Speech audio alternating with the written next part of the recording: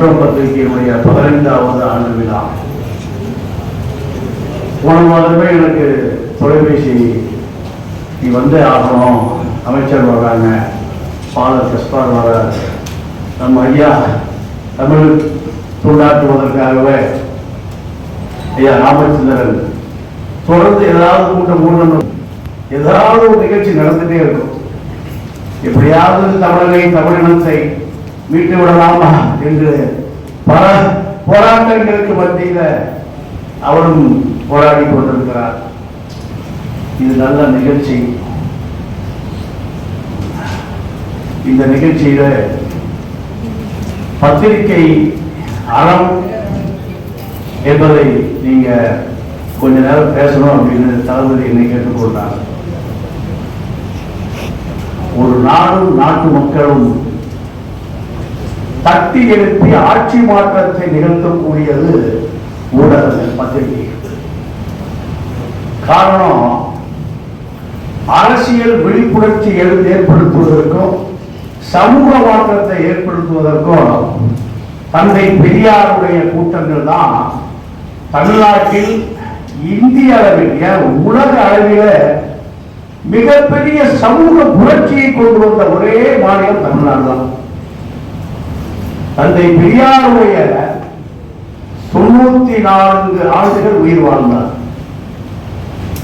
அவர் நடத்துகிற கூட்டங்கள் அத்தனையிலும் மலிவு விலை பதிப்பகம், அதாவது 1 ரூபா 2 ரூபா, அன்னைக்கெல்லாம் 8 4 இந்த பத்திரிகைகளை வாங்கி படியுங்கள். பெண் ஏன் அடிமையானார், இது பல லட்சம் பிரதிகள் இருக்கு. அந்த பத்திரிகை வாங்கி படிங்க.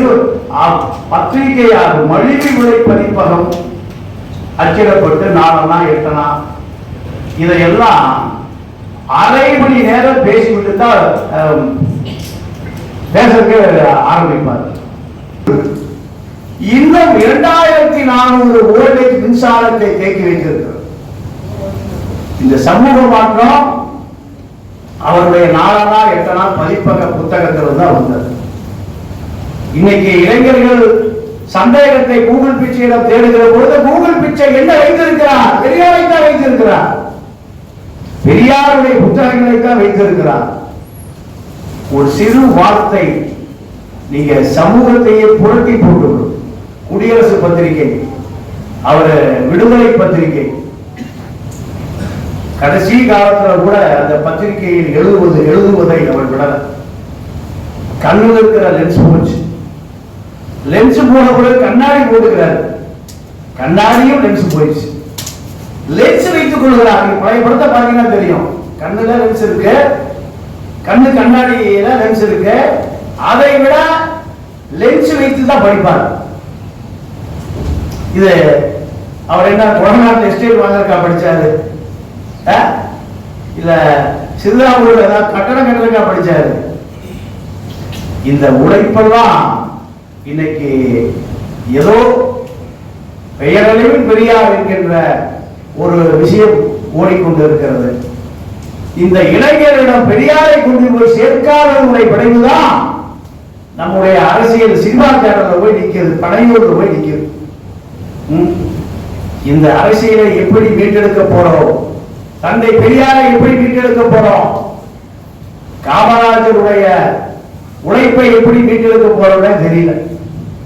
இவ்வளவு பெரிய அந்த தியாகங்கள் எல்லாம் இளைஞர்களிடம் கொண்டு போய் சேர்க்காதவருடைய விளைவுதான் அரசியல் ஒரு தேக்க நிலையில் இருக்கிறது. சமூக மாற்றம் ஒரு தேக்க நிலையில் இருக்கிறது. சமூகம் மாறியாக வேண்டும். ஆனால் அதை மாற்றுவது யார்? பெரியார் எங்கே? காமராஜர் எங்கே? கக்கன் எங்கே? நல்ல 100 வயசு கடந்தவர் இருக்கிறார். அவரை பள்ளிக்கூட கல்லூரிகள் நடக்கிற விழாக்களில நல்லகன் ஐயாவுக்கு வேலை இல்லை. யாருக்கு வேலை இருக்கு? நடிகைகளுக்கு வேலை இருக்கிறது. இந்த நடிகைகள் எதை சொல்லிக் கொடுப்பார்?